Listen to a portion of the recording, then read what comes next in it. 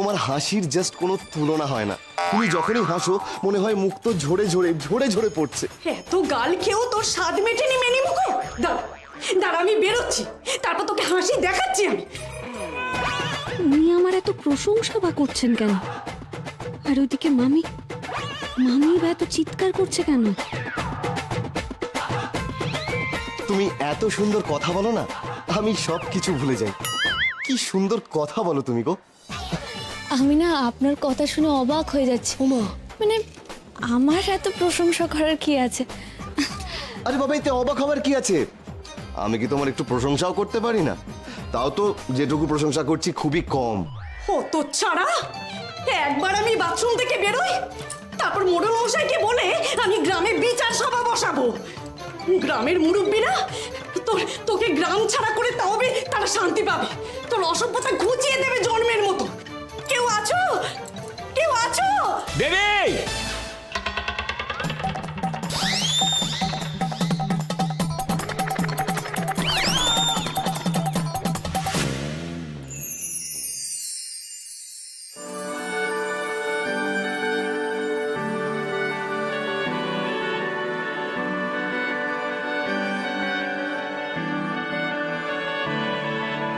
তোমার নামের রোদ্দুরে আমি ডুবেছি সমুদ্রে, জানি না যাব কদ্দুরে এখনো।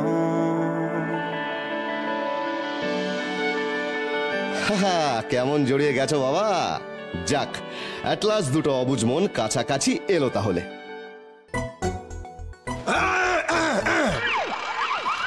কি যে করছি না বুঝতে পারছি। বাবা দাঁড়ান। হঠাৎ করে আপনি আমাকে ডাকলেন কেন? না মানে আরে ডাকলো কোথায়? ভাই তো সোজা লং জাম্প মারলো। সকালে এক্সারসাইজটা হতে ভালো করে হয়নি না? ও আচ্ছা। না দেবী, আমি তোমাকে এই কাপড় জামাগুলো দিতে এসেছিলাম। আপনি কি বলছেন? আমার নয়, ওনাকে দিন। ও দেবী, ও বাবা জীবন, আমি বেকায়দায় পড়েছি। আমার একটা বিহিত কর বাবা। ওই মোরকট বেয়াদব ওই ডাক্তার, মাথার ডাক্তারটা ও বড় বেয়াদবি শুরু করেছে। এই বয়সে আমার মান সম্মান নিয়ে টানাটানি। এই শুনুন, ব্যাপারটা কি? আমি বুঝিয়ে বলছি। আমি ভেবেছি উনি এই কাপড়টা আমার জন্য পাঠিয়েছে, কিন্তু এটা ওনার শাড়ি। ও বুঝেছি। দেবী, ও দেবী, আমার কথা শুনতে পাচ্ছিস দেবী? মামি দাঁড়াও, আসছি, দিচ্ছি কাপড়। এই হ্যারি, শোন, কাপড় জামাগুলো পরে নে, দেরি হচ্ছে, ব্রেকফাস্ট করতে যেতে হবে। ব্রেকফাস্ট তো করবো, কিন্তু তোর সাথে কেন? আমি দেবীর সাথে যাবো। আরে মানে আমি এই তো দেবী এসে গেছে। শোনো, তুমি তো আমাকে গ্রামটা ঘুরিয়ে দেখিয়েছো, কিন্তু তুমি প্রমিস করেছিলে যে আজকে ব্রেকফাস্টের পর গোটা বাড়িটা ঘুরিয়ে দেখাবে, মনে আছে?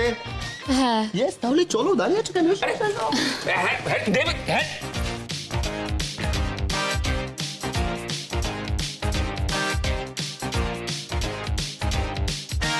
হাই দেখি এবার কত শখ। এই মুড়োর ঝাঁটা দিয়ে তোকে আজকে আমি পিটিয়ে মেরে ফেলবো।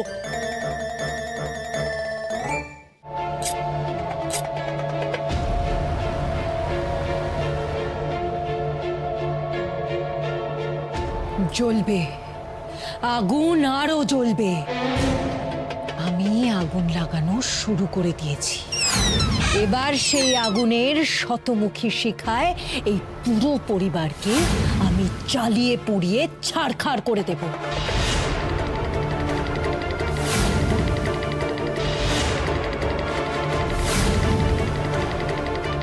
যতক্ষণ না সবকিছু তছনছ হচ্ছে, এই মোহিনীর মন কিছুতেই শান্ত হবে না। রক্ত চাই, রক্ত।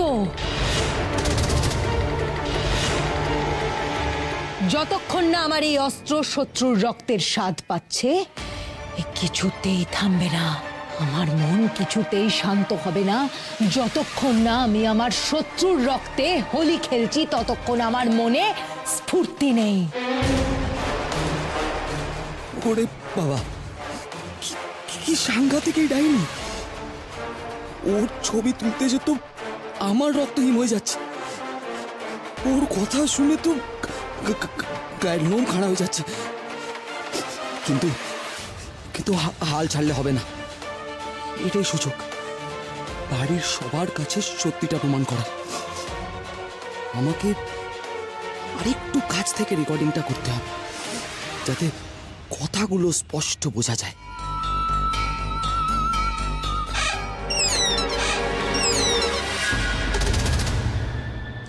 আদিত্য প্রকাশ দেবরায়,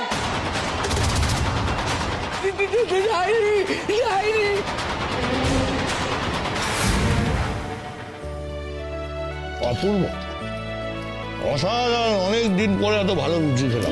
খাও, পেট ভরে খাও দেখি সবাই। দেবী, হ্যারিকা দুটো লুচি দাও তো। আমার প্লেট অলরেডি ফুল হয়ে গেছে, প্লিজ আমাকে আর দিও না। আরে দাও না, খাবো না বললে তো চলবে না, খেতেই হবে। নাও নাও, আর দুটো লুচি খেতেই হবে। নাও, খেয়ে নাও, ওই কটা লুচি ঠিক পারবে। পেট ভরে খাও, খাও। মণিমা, তুমি এক কাজ করো, তুমি বরং অনেকে আরো খান পাঁচেক লুচি দাও। আজকে প্রচুর জগিং করেছে তো, পেটটাও খালি হয়ে গেছে। দরকার নেই, কেন? খা, আমার পেট ভরে গেছে। দেবু, তোকে আর কটা লুচি দি? না না মেজো মাইমা, আমার পেট একদম ভর্তি হয়ে গেছে। আজকালকার ছেলেরা লুচি খেতে পারে না। না, আগেকার অনুষ্ঠানে পাত পেরে লুচি খাওয়া হতো সবাই মিলে। হ্যাঁ, এরকম সব ফুলকো ফুলকো লুচি, যেই আঙুল দেবে ভটস করে ঢুকে যাবে। আজকাল এসব আরো দুটো লুচি দাও। এই তো, এই নাও। মেজকা, মেডিকেল সায়েন্স বলে প্রতিদিন লুচি খাওয়া স্বাস্থ্যের পক্ষে ভালো নয়।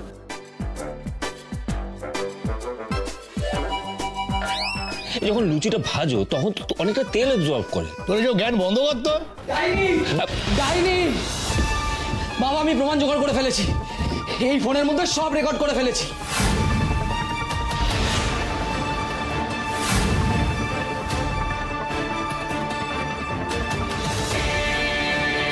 সেদিন তোমরা কেউ আমার কথা বিশ্বাস করোনি, কেউ না। আজ দেখবে আমি সেদিন সত্যি বলছিলাম না মিথ্যে। এসো সবাই দেখবে, এসো এখানে, এসো সবাই দেখবে, এসো।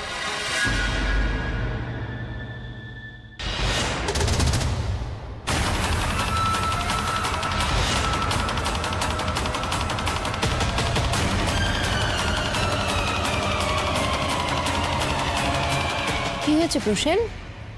কোন প্রমাণের কথা বলছো তুমি?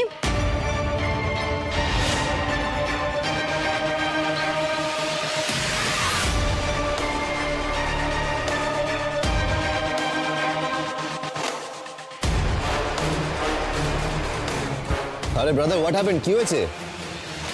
আরে হাঁটা বন্ধ কর, মুখে মাছি ঢুকে যাবে তো। হোসেন, কি হয়েছে বলবি? উপরেও আবার নিচেও, উপরে আবার নিচে। কিছু তো একটা ঘটেইছে। ছোটদা বারবার মোহিনীর দিকে আঙুল দেখাচ্ছে কেন?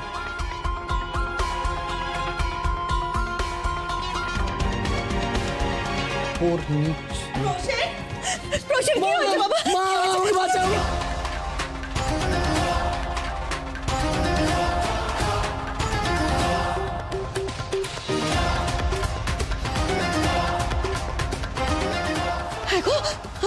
আমার ছেলেটার মাথা খারাপ হয়ে গেল নাকি? আরে দেবু, ও তো এরকম ছিল না। হ্যাঁ, কিছুদিন যাবত দেখছি ওর কথার কোনো মাথা মুন্ড নেই। আমাদের বাড়িটা তো গত কয়েকদিন যাবত পাগলের আখড়া হয়ে উঠেছে মামা। হোসেনের আর দোষ কি? হ্যারি, হ্যারি বাবা, তুমি একটা কিছু করো। দেখো না, দেখো না, আমার ছেলেটাকে একটু দেখো না বাবা। মণিমা, আপনি একদম চিন্তা করবেন না, আমি মাথা খারাপের ডাক্তার, আমি দেখছি ব্যাপারটা। দেখো বাবা ফেলুদা, আসুন। ওদিকে না, এখানে। না না না, দেখি না কি। আরে বাবা, দেখি না কি প্রমাণ জোগাড় করছে। হ্যাঁ, দেখাও। কই, দেখো তো, দেখি। দেখো। এই দেখো, এই দেখো।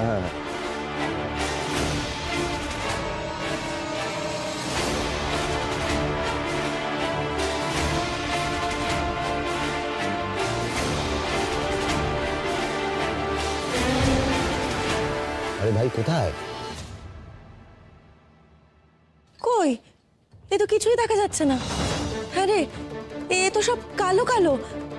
কি রে, কি দেখাবি বললি? কি রে, কিছুই তো দেখা যাচ্ছে না।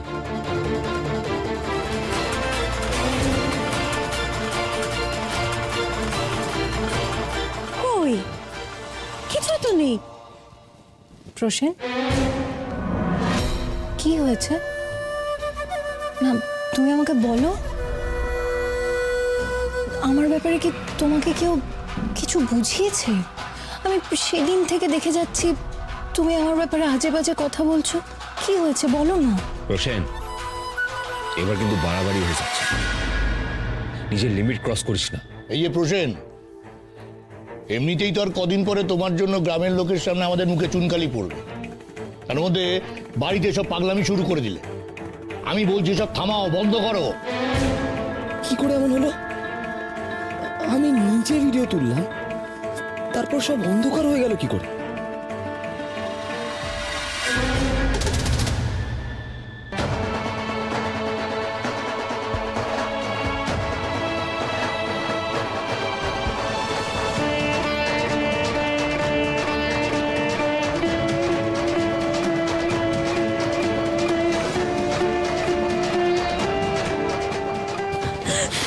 তোমায় আর কটা লুচি দেবো? আর দাও, ওইসব কাণ্ড কারখানার জন্য যা খেয়েছিলাম সবই তো হজম হয়ে গেছে। দাও, ওটা চারেক দাও। মণিমা, thank you so much for the breakfast, ভীষণ ভালো ছিল। দেবী, তুমি আমাকে প্রমিস করেছিলে গোটা বাড়ি ঘুরিয়ে দেখাবে, চলো। যাও দেবী, ওকে বাড়িটা ঘুরিয়ে দেখাও। দেবু, চলো। হ্যাঁ। আচ্ছা মণিমা, আমার খাওয়া হয়ে গেছে, ঠিক আছে, থ্যাংক ইউ। দাঁড়া, তোর সঙ্গে আমার কটা জরুরি কথা আছে। ধুর বাবা, মণিমাকে এক্ষুনি জরুরি কথা বলতে হবে? ওদিকে হ্যারি আর দেবী যে কোন দিকে গেল।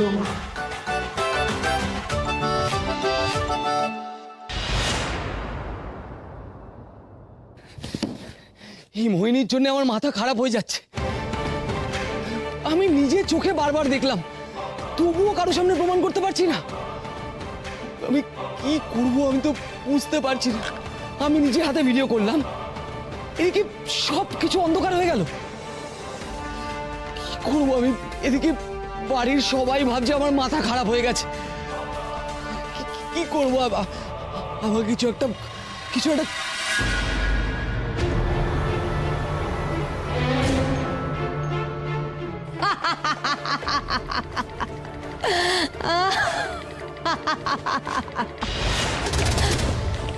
কি প্রসেন, ভয় পেলে নাকি? ভয় পাবো কেন? আমি তোমাকে ভয় পাবো কেন? পাওনি ভয়? না। তুমি জানো ডাইনিরা ঠিক কি কি করতে পারে? ডাইনির নজর যদি একবার কারোর উপরে পড়ে তাহলে কিন্তু তাকে শেষ করে দেয়। আর কেউ যদি ডাইনিকে রাগিয়ে দেয় তাহলে তার প্রাণ বায়ু নিংড়ে নিতে পারে।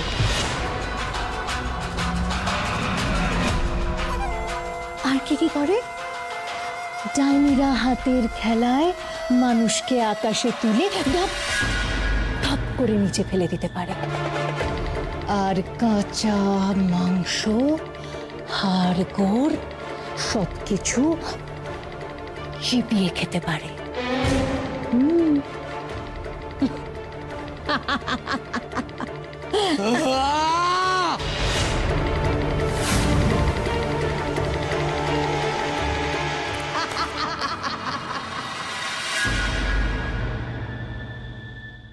আরে কি হলো? আরে কি হলো? কি কি এরকম করছো কেন? চোখ খোলো।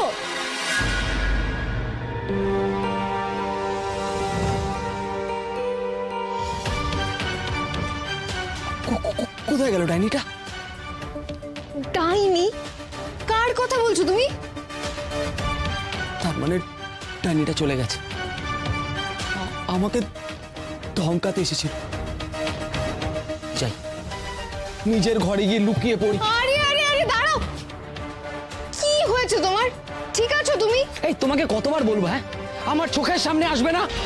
যাও এখান থেকে, তোমার মুখ দেখতে চাই না আমি।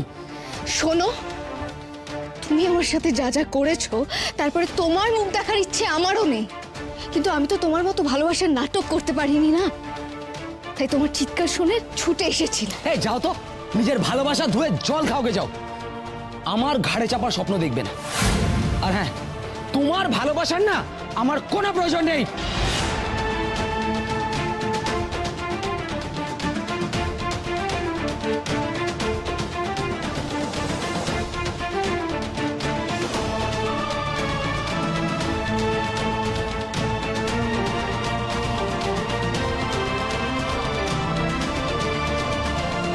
বোন কি হয়েছে রে? এই কিছু না দিদি, আমি বল না কি হয়েছে? কিছু না মানে এটা কি হয়েছে? কিচ্ছু হয়নি, আমি একদম ঠিক আছি।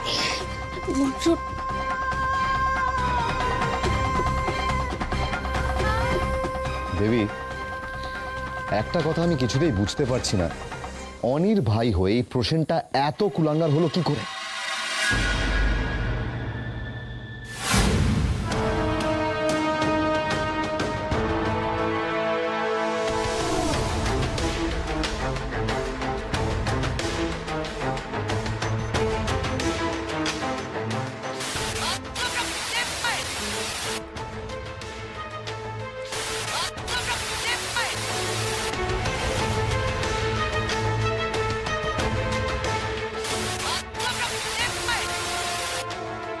আদিত্য দেব রায়।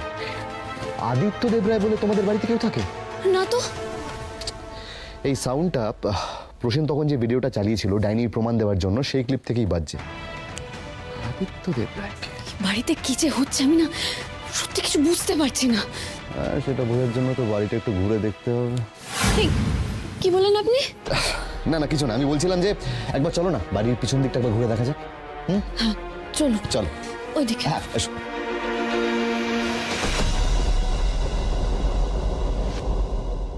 মণিমা, তোমাকে বরং এই অ্যান্টিবায়োটিক আর খেতে হবে না, অ্যান্টিবায়োটিকটা বাদ দিয়ে দাও। কি অ্যান্টিবায়োটিক বাদ দেবো? এই তো পরশুদিন তুই আমাকে বললি যে অ্যান্টিবায়োটিক বন্ধ করা যাবে না, টানা খেতে হবে। এখন আমার 4 দিন খাওয়া বাকি কিন্তু। কিরে শুনছিস আমার কথা? অনেক হ্যাঁ হ্যাঁ শুনলি আমি কি বললাম? হ্যাঁ হ্যাঁ, অ্যান্টিবায়োটিকটা খেতে হবে তো, 4 দিন খেতে হবে তো। অ্যান্টিবায়োটিকটা খেও। তুমি বরং প্রেশার ওষুধটা বাদ দিয়ে দাও। হ্যাঁ, ওটা খেতে হবে না। প্রেশারের ওষুধ বাদ দিয়ে দেবো? কি বলছিস? প্রেশারের ওষুধকে বাদ দেয়? প্রেশার ওষুধ কেন বাদ দিবে তুমি? তুই তো বললি আমাকে। না না না না, ওটা তো রেগুলার ওষুধ, ওটা বাদ দেওয়া যাবে না। না না। কি হয়েছে বলতো তোর? হ্যাঁ, যে ওষুধগুলো আমার রোজ খাওয়ার কথা সেই ওষুধগুলো বলছিস বন্ধ করে দিতে, আর যেটা খেতে হবে না সেটা বলছিস রোজ খেতে। কি হয়েছে তোর? মণিমা কিছু না, অ্যাকচুয়ালি কি বলতো, অনেক কিছু একসাথে মাথায় ঘুরছে তো তাই। আর তুমি টেনশন নিও না, আমি না একদম ঠান্ডা মাথায় এই তোমার সব ওষুধ এসব আমি দেখে দিচ্ছি, ঠিক আছে? সমস্যাটা মাথায় নাকি মনে? হ্যাঁ, কি বললে মণিমা? ভুলে যাস না অনি, আমি কিন্তু কোলে পিঠে করে তোকে ছোট্ট থেকে এতটা বড় করেছি। তো সবটা আমি বুঝতে পারি, বলে দেওয়ার দরকার পড়ে না।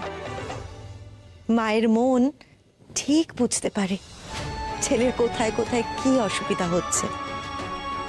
তোর মনে আছে অনি, ছোটবেলায় তোর জন্য আনা সব থেকে দামি খেলনা, দামি জামা কাপড় তুই কিরকম অকাতরে সকলকে বিলিয়ে দিতিস, এবং তার জন্য তোর কোনো মনে দুঃখ হতো না, তোর একটু মন খারাপ হতো না। কিন্তু তোর একটা প্রিয় বল ছিল, সব থেকে প্রিয় বল ওটা, যেটা দাদা তোকে ওই কলকাতা থেকে এনে দিয়েছিলেন। হ্যাঁ মণিমা, আমার এখনো মনে আছে, বলটা আমি বালিশের পাশে দিয়ে ঘুমোতাম। একদম ঠিক। আর একদিন প্রসেন ভুল করে ওই বলটা নিয়ে নিয়েছিল। বাবা, তোর সে কি রাগ, কি কান্নাকাটি! তারপর থেকে তুই পণ করেছিলি তোর ওই প্রিয় জিনিসটা তুই কখনো চোখের আড়াল হতে দিবি না।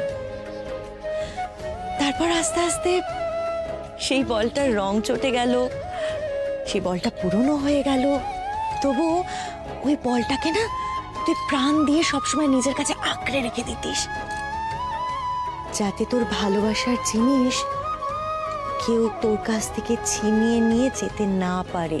মণিমা, তুমি আজ হঠাৎ এই গল্পটা কেন বললে? তুই বুদ্ধিমান। আমি বলি কি বাবা, দেরি হয়ে যাবার আগে না নিজের মনটা আগে ভালো করে বোঝ,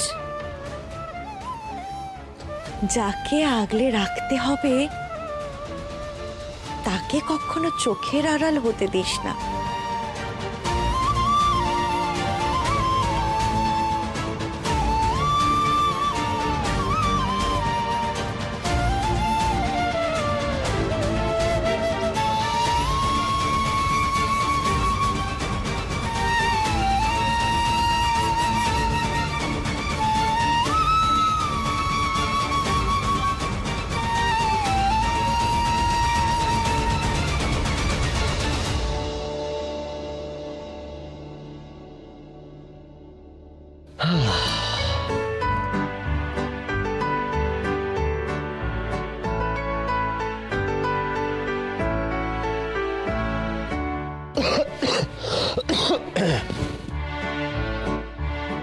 হয়েছে, এবার ফেরা যাক। আরে ফেরা যাক মানে এখনো তো সব ঘুরে দেখাই হলো না। মানেটা কি? আমি তো বাড়ির সবকিছু আপনাকে দেখালাম, বাড়ির সব কটা ঘর, বাগান, ছাদ, রান্নাঘরের ছাদ, না আর কিছু তো বাকি নেই। আচ্ছা দেবী, ওই দিকটায় কি আছে? আমি কখনো ওই দিকটা যাইনি, বিয়ে হয়ে আসার পর থেকে না, আমি ওদিকে কাউকে যেতেও দেখিনি, পরিষ্কারও করা হয় না। কেন? মানিক দাদা, ফুলি দিদি বলেছিল যে আগে নাকি ওই দিকটা বাড়িরই অংশ ছিল, তারপর বহুকাল কেউ ওদিকে যায় না। ও, কেউ না যাক, এবার আমি যাব। আরে শুনুন, ধুলোয় ভরা জায়গা দেখে আপনি কি করবেন? আরে বাবা, ধুলো উড়িয়ে দেখবো। ওই যে কথা আছে না, যেদিকে দেখবে ধুলো উড়িয়ে দাও সেগুলো, পেলেও পেতে পারো হারানো দিনগুলো। বাহ, আপনি কি সুন্দর মুখে মুখে কবিতা বানিয়ে দিলেন। আরে বাবা, ছোটবেলায় পড়েছিলাম তো, যেখানে দেখিবে ছাই উড়াইয়া দেখো তাই, পাইলেও পাইতে পারো অমূল্য রতন। ওখান থেকে একটু ইন্সপায়ার্ড হয়ে বানিয়ে ফেললাম আর কি। বাহ, আপনার মধ্যে তো কাব্য প্রতিভাটাও আছে দেখছি। আরে বাবা, আমি তো কবি হতেই চেয়েছিলাম। তোমাকে বললে তুমি বিশ্বাস করবে না, ছোটবেলায় আমার কাছে একটা ডায়েরি ছিল, যেখানে আমি কবিতা লিখে লিখে একেবারে ভরিয়ে রাখতাম। পড়তে পড়তে তুমি হাঁপিয়ে যাবে। কিন্তু ওই বাবা আমাকে জোর করে ডাক্তারি পড়তে পাঠিয়ে দিল, তাই পাপি পেটের জন্য কবিতাকে আমি ত্যাগ করলাম। আপনি কিন্তু বেশ মজার মানুষ। আমার মনে হয় আমরা যদি ওই দিকটা যাই তাহলে মজা একটু বেশি হবে। এই বাড়ির কোনো জায়গায় আমাদের অগোচরে থাকলে হবে না, কোথাও না কোথাও থেকে ঠিক একটা সূত্র পাবই।